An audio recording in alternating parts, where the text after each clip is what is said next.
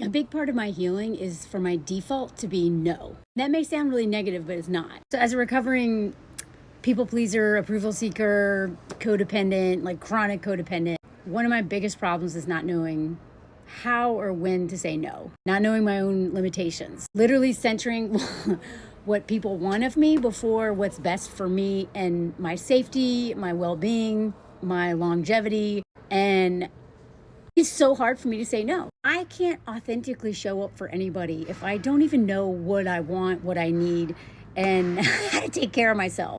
And I was actually kind of presented with another challenge, which I am on a daily basis, of really having to center myself in terms of like, what can I do? What am I capable of? What are my own limitations? One of my friends asked me to do a charity event in January for me to do like 30 minutes of stand-up. Now, normally I would jump at that opportunity, but the last time I performed, it actually set me back a whole week of work because, a half hour of material takes a long time to create. And I don't want to do old material. I don't even relate to a lot of my old stories because I'm a totally different person. I would tell that story differently now anyway. And since I'm not performing live as much, it takes a lot more courage for me to show up and do this live. Because one of the things you have to deal with as a woman on stage is hecklers. Now, I definitely have to deal with hecklers online, but I can block them. But if I have a heckler in real life, I have to deal with that in the moment and learn how to shut that person down without also letting them throw me off, blah, blah, blah. And so I was thinking about all this and I'm like, I don't want to do this show. And I started asking myself, why am I having such a hard time making this decision? I had to talk it out with my husband because a lot of times I need to bounce something off of someone else. And I'm giving him this long, I call it the laundry list. When I give a laundry list of reasons why I don't want to do something, that means that I don't want to do it, but I'm afraid that it's still not enough. It's not enough reasons. And when I hear myself giving all the reasons out loud, I'm like, well, clearly I don't want to do this. And one of the reasons why is I'm this close to burnout right now. I actually had a breakdown yesterday and today. Breakdown crying. I haven't had a day off in, 4 months. And my husband is currently on burnout. I am the sole provider right now while he recovers from his burnout. And yet here I am on the verge of it. And, it's hard for me to know, like, how many videos should I do? What videos do I do? I really have a hard time managing my time, I do so many things. Mostly I do personal storytelling, but sometimes I talk about TV. Sometimes I talk about movies. A lot of times I talk about dating and domestic violence and all these other things. And then I get requests and I want to satisfy everybody. I can't. And then I get sidetracked and whatever. It's so, I get paralyzed. And I do this, the research, the videos, the editing, the engagement. I spend 10, 12 hours a day on this. And then on TikTok, I'm making $17 to $20 a day for all that work, usually, unless a video goes viral. So I'm my friendships are taking a blow. My marriage is taking a blow. I haven't spent any alone time doing anything for myself. Any spare time I have, it is trying to nurture relationships because I need them so bad, but I'm losing myself. And so, I love doing this. I love doing this.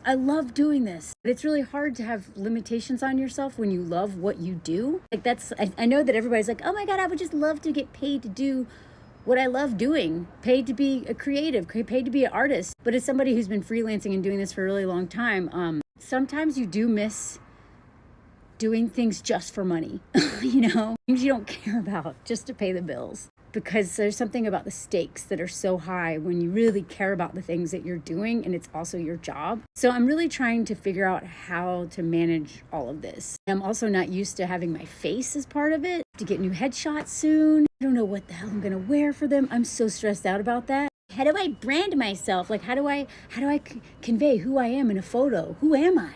I have to figure all that out because I'm used to being a writer who nobody knows what I look like. No one cares what I look like. No one recognizes me. No one even looks at the names of the articles that they read, even if they change their lives. They don't care. They don't know. And I kind of love that.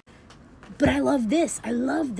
I'm in this big transition period. I have a lot of pressure. My career is the most important one in our relationship. My husband is actually like helping me full time, helping me moderate stuff, helping me with the photographer, helping me all of this stuff, in addition to his own career stuff, trying to figure that out. And I hate saying no. And as somebody who's like an adventurer and like, no, like I love pushing my comfort zone. I love doing new things. Y'all know I talk about this all the time. Tonight I have drum club. How I ended up in drums is it was me saying yes to something. And so what I've realized is that for me, a part of my own healing, part of my own adulting and being genuine to myself, and also growing and learning and always becoming a new version of myself, is for me, my default when it comes to people asking me to do stuff, my default should be no, or like, let me think about it. Let me think about it. So when my friend asked me this, I was like, in the past, I would have been like, yeah, and then been like, oh crap. This time I was like, let me think about it. And then I thought about it. And then I discussed it with my husband. And I realized through just him listening to me talk, like he didn't even have to tell me. He was like, sounds like you know exactly what you want to do. I'm like, yeah, you're right. What I do with my best friend Liz too. I'll call her up, she calls me up, and we just like let each other figure it out loud, because sometimes you just need a witness to it. You need somebody to validate what you're feeling. I don't need advice a lot of times. I just need a witness to me discovering what it is that's true to me. And so what I've realized is that when I take a beat and really think about it, it's a resounding no. I do not want to put myself, I feel really vulnerable right now, really fragile in this weird way, because I'm still not used to getting so many people contacting me and telling me awful things in my comments and criticizing me constantly. I'm still not used to that, because it's a new level when your face is online. And so what I don't need is a heckler in real life. I don't want to deal with hecklers. I don't want to deal with people talking during my set. I don't want to deal with live feedback about my stuff. I already have to deal with it every day online. I don't want to like take time away from creating content in this special place that I've been working so hard on, go do something live that I'm very uncomfortable with. All about pushing my limits. But what I don't need to be doing is putting myself in a position I'm going to have to deal with a lot of hate unnecessarily. I already deal with it online. And what I came to in that conversation, or rather me just talking out loud with Anthony, was that at the end of the day, the only reason why I wanted to do it was so that my friend wouldn't be mad at me.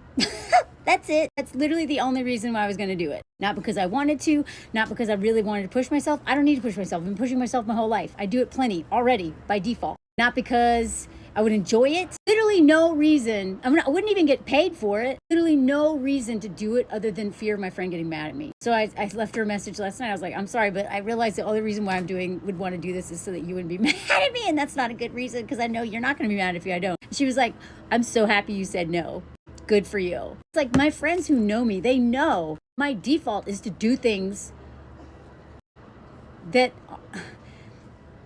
for the wrong reasons, make people happy. So they're very proud of me. That doesn't mean they don't ask me, hey, to her it was an opportunity, but that's not how I saw it. And so what I have learned is that my default is to say no to things when it comes to feeling like I should do things. And my default is to say yes to things that are about curiosity, about discovering something, about putting myself out there, being vulnerable in a new way with, risks that aren't too much. And right now, hecklers is a risk I do not want to take. I don't know if this helps anybody, but I think as women are often raised to just think about, what do they want? What do they need?